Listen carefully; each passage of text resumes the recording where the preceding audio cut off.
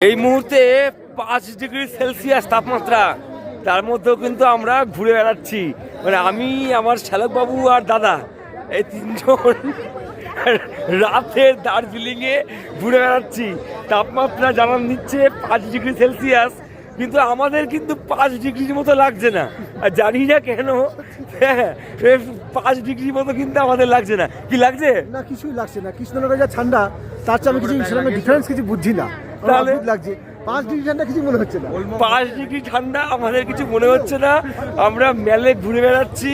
এখন বাজে রাত্রির 9:30। যাই হোক, আনন্দ চলছে। সবাই ভালো থেকো, সবাই সুস্থ থেকো। আবার পরে কথা হবে। এই যে মুর্শিদাবাদের একজন ভাইকে পেয়েছি, এ এসছে মুর্শিদাবাদ থেকে। এও বলছে ঠান্ডা এখানে লাগছে না। 3টে ভাইকে নিয়ে 3 ভাই এসছে। ওই 3 ভাই এসছে, এই যে আরেকটা ভাই এসছে এখানে।